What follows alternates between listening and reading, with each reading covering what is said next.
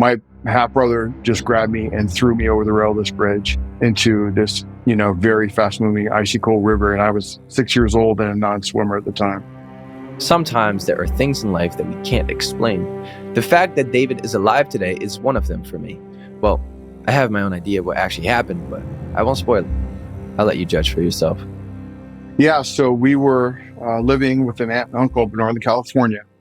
And this place we used to go to and, just hang out by, it was called the Mad River. And it's called Mad River for a reason. It wound very fast, very steep elevations and cold.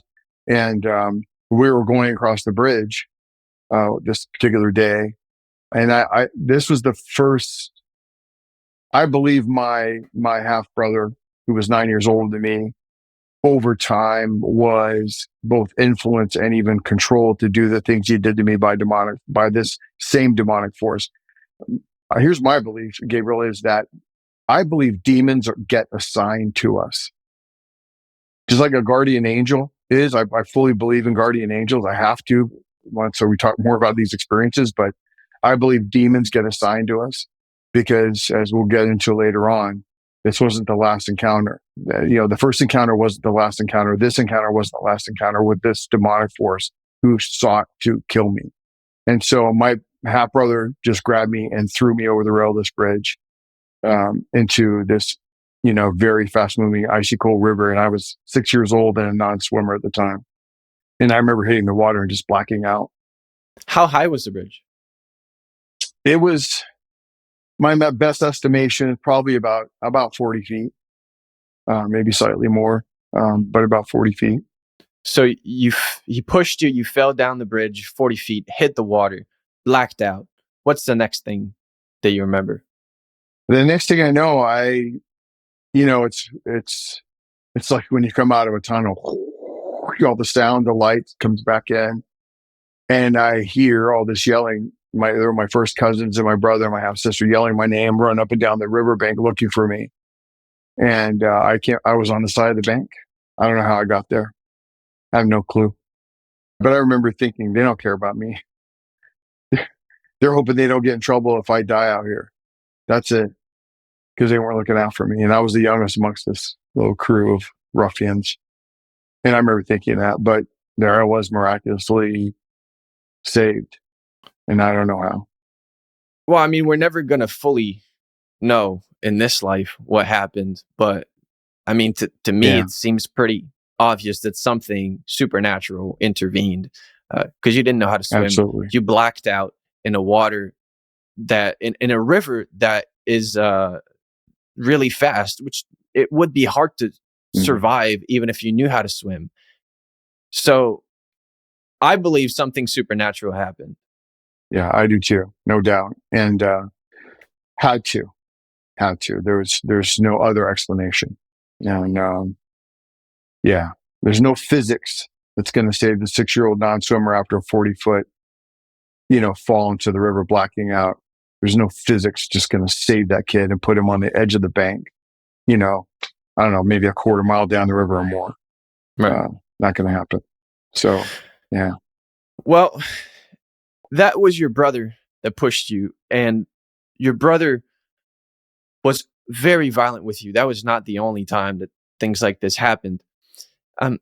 Can you go through a few of the things that your brother did to you for no apparent reason and seemingly being controlled by this demon that you've been mentioning? Like, what are the things that he did to you? Yeah, he over the years, by the time I was 10, he had shot me in a leg with a very high velocity pellet rifle, put it literally right next to my leg, and of course, the pellet went in there about 2 or 3 inches into the meat of my leg, which he then dug out with a pocket knife. And he's always begging me not to tell mom, because I think mom will kill me. Please don't tell her. And I never did. I never told my mom all the stuff he did to me. I didn't tell her about the bridge. I didn't tell her about any of this stuff. And he cut me. I still got scars on my hand where he cut me literally to the bone with a knife on my hand. Stabbed me in the back through very long steel tip darts while I was walking away and threw them into my back. And when I ran, he ran faster and and threw these darts as hard, like baseball style, into my back, burned me 2 different times. When I was about 9 years old, he lassoed me, hung me by my feet, pulled me up in a tree, him and his friend, and left me there. And, I don't know if you know anything about foot snares. Eventually the buzz's going to rush to your head. You're going to pass out. You're going to die. And he left me there. A neighbor came and cut me down. And, he tried to, he molested me when I was very young. So did a first cousin of mine that we were living with. And, all of this because you don't have the protections of a mom and a dad looking out for you.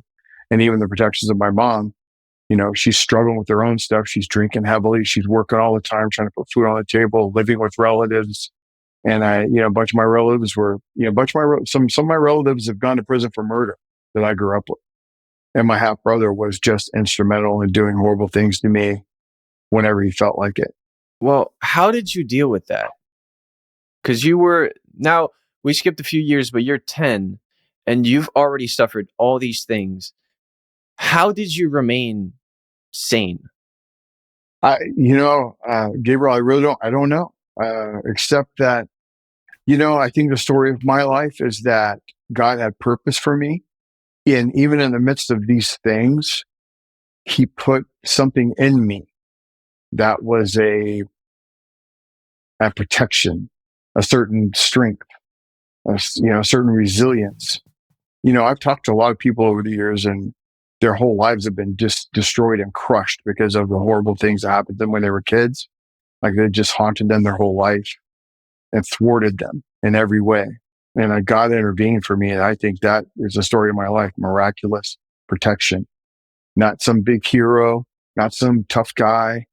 God's miraculous protection of my soul and my life and putting certain things in me that in critical times in my life, I was a fighter on a certain level internally,